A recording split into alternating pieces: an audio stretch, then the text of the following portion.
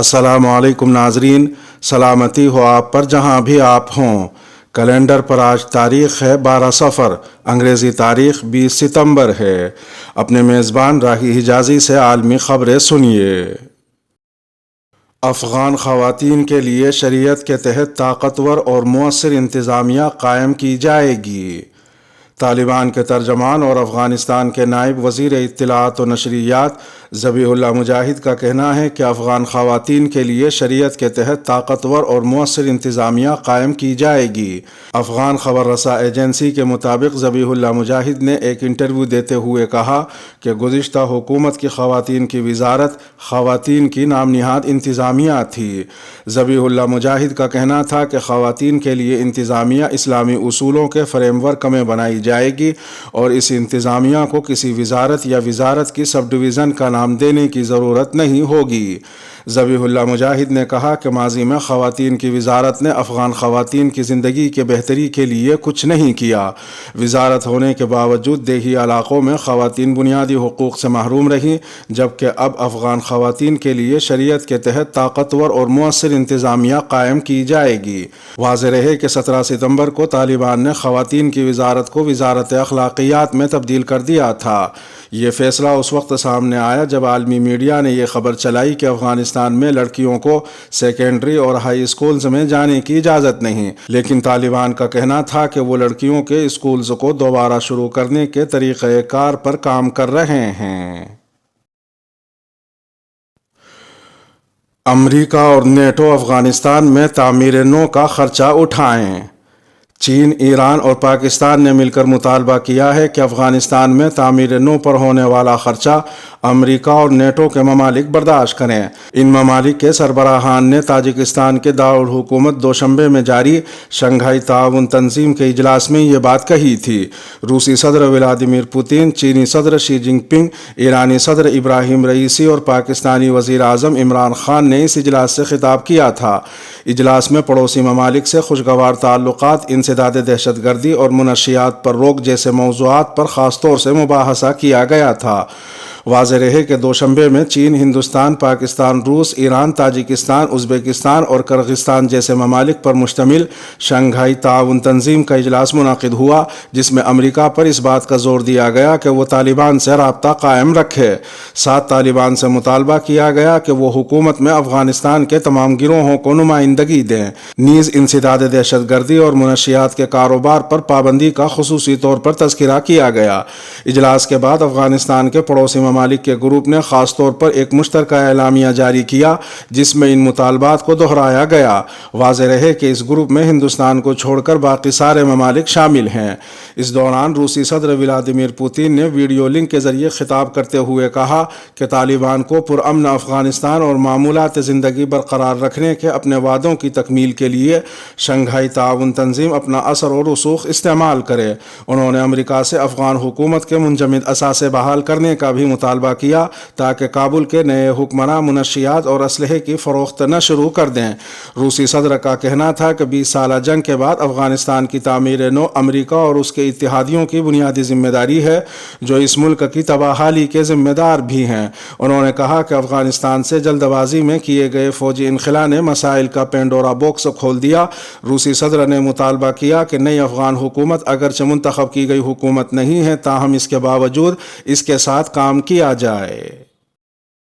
افغانستان کے بحران کے حل کے لیے چین کا سہ نقاطی فارمولہ۔ چینی صدر شی جن پنگ نے تاجکستان میں منعقد ہونے والے شنگھائی تعاون تنظیم یعنی SCO کے سربراہی اجلاس اور کلیکٹیو سیکیورٹی ٹریٹی آرگنائزیشن یعنی CSTO کے اجلاس میں افغان تنازع کے حل کے لیے اپنی تجاویز پیش کیں۔ چائنا میڈیا گروپ میں چھپنے والے ایک مضمون کا حوالہ دیتے ہوئے روئٹرز نے رپورٹ کیا کہ چینی صدر نے کہا کہ ہمیں افغانستان کی خود مختاری کا احترام کرتے ہوئے افغان سربراہی میں امن عمل کو جاری رہنے دینا چاہیے اور افغان عوام کو خود اپنے ملک کا مستقبل طے کرنے دینا چاہیے۔ صدر شی جن پنگ نے کہا کہ افغانستان میں صورتحال افراتفری سے بدل کر استحکام کی جانب گئی ہے اور اس کے قریبی ہمسائے ہونے کے ناطے SCO اور CSTO کے رکن ممالک کو برابری اور مشترکہ مستقبل بنانے کی غرض سے اپنی ذمہ داری نبھانی چاہیے۔ انہوں نے پہلی بار افغان صورتحال میں بہتری لانے کے لیے 3 نکات پیش کیے۔ نمبر 1، افغانستان میں تنازع کو جلد سے جلد ختم کیا جائے تاکہ سیاسی حل تک ترجیحی بنیادوں پر پہنچا جا سکے۔ چینی صدر کے مطابق کسی بھی ملک کے معاملات کا فیصلہ اس کے لوگوں کو کرنا چاہیے۔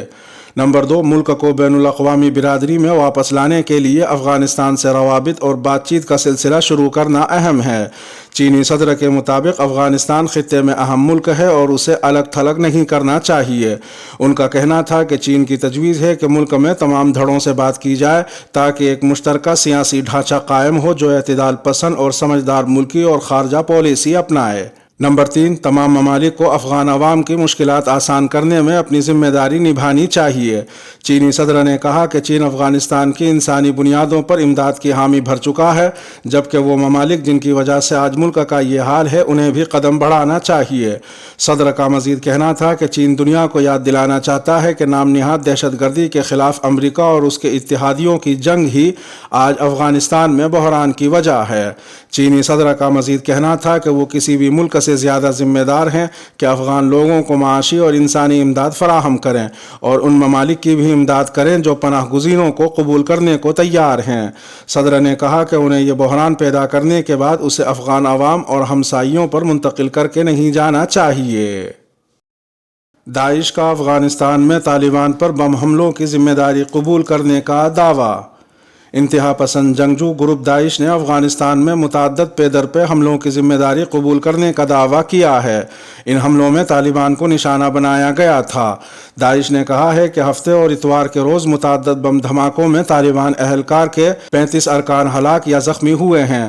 داعش کی اعماق نیوز ایجنسی نے اتوار کو سوشل میڈیا کے اپنے چینل پر ان بم حملوں کی ذمہ داری قبول کی۔ طالبان کے ترجمان ذبیح اللہ مجاہد کے نائب بلال کریمی نے افغان خبر رساں ادارے طلوع نیوز سے گفتگو کرتے ہوئے اس امر کی تصدیق کی تھی کہ صوبہ ننگرہار کے دارالحکومت جلال آباد شہر میں دھماکوں میں طالبان کی گاڑیوں کو نشانہ بنایا گیا تھا۔ طلوع نیوز کے مطابق ہفتے کے روز کابل میں ہوئے دھماکے میں 2 افراد زخمی ہوئے تھے اور ننگرہار میں ہوئے 2 دھماکوں میں قریب 20 افراد زخمی ہوئے تھے۔ اقوام متحدہ نے یمن میں حوثیوں کے ہاتھوں 9 افراد کے قتل کی مذمت کر دی۔ اقوام متحدہ نے یمن میں ایران کے حمایت یافتہ حوثی جنگجوؤں کے ہاتھوں 9 افراد کے بہیمانہ قتل کی مذمت کی ہے۔ حوثیوں نے اپنے ایک سرکردہ رہنما کی فضائی حملے میں ہلاکت میں مبینہ طور پر ملوث ہونے کے الزام میں ان افراد کو فائرنگ اسکواڈ کے ذریعے موت کی نیند سلا دیا۔ واضح رہے کہ ایران کے حمایت یافتہ حوثی باغی غربت زدہ یمن پر کنٹرول کے لیے بین الاقوامی سطح پر تسلیم شدہ حکومت کے خلاف لڑ رہے ہیں اور ان کا گزشتہ 7 سال سے دارالحکومت صنعا اور ملک کے شمالی علاقوں پر قبضہ ہے۔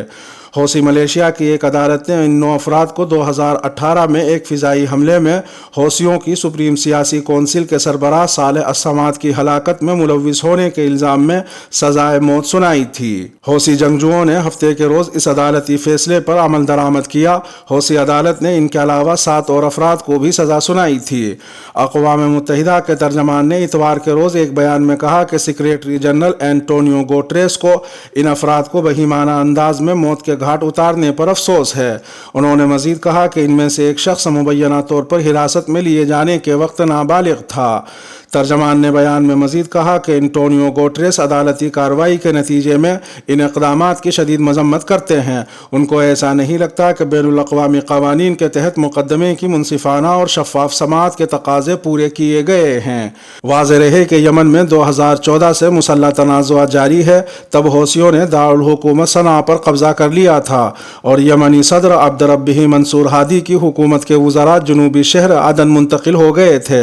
مارچ 2015 میں یمنی حکومت کی دعوت پر عرب اتحاد نے یمن میں فوجی مداخلت کی تھی اور حوثی باغیوں کے خلاف فضائی حملے شروع کیے تھے۔ جیل میں سرنگ کیسے کھودی گئی؟ اسرائیلی ریڈیو نے بتایا کہ جیل سے فرار ہونے والے فلسطینی قیدیوں کے کھدائی کے اوزار کی پہلی تصاویر سامنے آئی ہے، جبکہ اس سے قبل کہا گیا تھا کہ قیدیوں نے چمچ کے ساتھ سرنگ کھودی تھی۔ ریڈیو نے بتایا کہ یہ اوزار قیدی محمود العارضہ کے وکیل نے ظاہر کیے۔ محمود العارضہ کو فرار ہونے کے بعد الناصرہ شہر سے پکڑ لیا گیا تھا۔ تصویر میں یہ دکھایا گیا ہے کہ قیدیوں نے 15 سینٹی میٹر لمبے قلم کا استعمال کیا جس کی نوک دھاتی ٹکڑے سے تیار کی گئی تھی جو کہ ایک ہینکر سے جڑی ہے۔ اس کے علاوہ انگریزی کے ایس کی شکل کا ایک آلہ ہے جو کسی دھاتی برتن سے بنایا گیا ہے، اسے بھی کھدائی کے لیے استعمال کیا گیا۔ یہ انکشاف محمود اعلیٰ رضا نے دوران تفتیش کیا اور بتایا کہ اس نے سرنگ سے باہر نکلنے والے سوراخ کو کمرے میں اندر سے کھودا اور اکیلے یہ کام کیا۔ اس کے لیے اس نے لوہے کے اسکرو کا استعمال کیا جو ایک مضبوط آلہ ثابت ہوا، یہاں تک کہ وہ اسکرو لوہے کے اندر بھی گھس جاتا تھا۔ اس نے مزید بتایا کہ اس نے دھات کا ایک ٹکڑا استعمال کیا جو کہ وہ کمرے میں الماریوں میں سے لایا تھا تاکہ وہ گٹر کے سوراخ کو ڈھکنے والی لوہے کی چادر کو کاٹنے میں مدد کرے۔ خیال رہے کہ شمالی اسرائیل میں واقع فل پروف سیکیورٹی والی جیل جلبو سے قیدیوں کے فرار کا واقعہ 6 ستمبر پیر کے روز پیش آیا تھا۔ قیدیوں نے ٹوائلٹ سنک کے نیچے سرنگ کھود کر فرار کا راستہ بنایا تھا۔ مفتی محمد تقی عثمانی بلا مقابلہ صدر منتخب۔ دینی مدارس کے سب سے بڑے، قدیم اور منظم نیٹ ورک وفاق المدارس العربیہ پاکستان نے مولانا مفتی محمد تقی عثمانی کو بلا مقابلہ صدر منتخب کر لیا ہے۔ مولانا انوار الحق سینئر نائب صدر اور مولانا محمد حنیف جالندھری حسب سابق جنرل سیکریٹری ہوں گے۔ مولانا فضل الرحمان نے مفتی محمد تقی عثمانی کا نام پیش کیا جس کی تمام اراکین نے کھڑے ہو کر تائید کی۔ وفاق المدارس کے نومنتخب صدر شیخ الاسلام مولانا مفتی محمد تقی عثمانی عالم اسلام کی معروف اور ممتاز علمی شخصیت ہے۔ 27 اکتوبر 1943 کو انڈیا کے ضلع سہارنپور کے قصبہ دیوبند میں پیدا ہوئے۔ آپ تحریک پاکستان کے عظیم رہنما اور مفسر قرآن مفتی محمد شفیع کے صاحبزادے ہیں۔ 1980 سے 1982 تک وفاقی شرعی عدالت اور 1982 سے 2002 تک سپریم کورٹ کے شریعت بینچ کے جج رہے۔ آپ بین الاقوامی اسلامی فقہ اکیڈمی جدہ کے نائب صدر، 8 اسلامی بینکوں کے شرعی مشیر، دارالعلوم کراچی کے شیخ الحدیث اور نائب محتمم، مجلہ البلاغ کے مدیر اعلیٰ بھی ہیں۔ 2020 میں حکومت پاکستان نے مفتی محمد تقی عثمانی کو اعلیٰ ترین سول اعزاز ستارہ امتیاز عطا کیا۔ سلطنت عمان کے عالمی اسلامی تحقیقی ادارے المجمع للبحوث الاسلامیہ نے 2020 اور 2021 کی اسلامی دنیا کی بااثر ترین شخصیت قرار دیا۔ اس کے علاوہ بھی دنیا کے مختلف ممالک میں انہیں ایوارڈ اور اعزازات سے نوازا گیا۔ 2019 میں روس میں اعزازی طور پر انہیں علمی خلعت زیبتن کروائی گئی۔ مفتی محمد تقی عثمانی نے دارالعلوم کراچی سے درس نظامی، پنجاب یونیورسٹی سے عربی ادب میں ماسٹر اور کراچی یونیورسٹی سے قانون کی ڈگری حاصل کی۔ آپ کئی شہرہ آفاق کتابوں کے مصنف بھی ہیں۔ آپ کے استاد اور دارالعلوم کراچی کے شیخ الحدیث مفتی صہبان محمود نے آپ کو شیخ الاسلام کا لقب عطا کیا۔ آپ اسلامی نظریاتی کونسل کے باری ارکان میں سے ہیں۔ ضیاء دور میں حدود آرڈیننس کی تیاری میں بھی آپ نے اہم کردار ادا کیا۔ آپ نے بطور جج کئی اہم فیصلے بھی کیے جن میں سود کو غیر اسلامی قرار دے کر اس پر پابندی کا فیصلہ مشہور ہے۔ 2002 میں اسی فیصلے کی وجہ سے پرویز مشرف نے آپ کو عہدے سے برطرف کر دیا تھا۔ آپ نے سودی نظام کے خاتمے کے لیے کئی سفارشات بھی پیش کی۔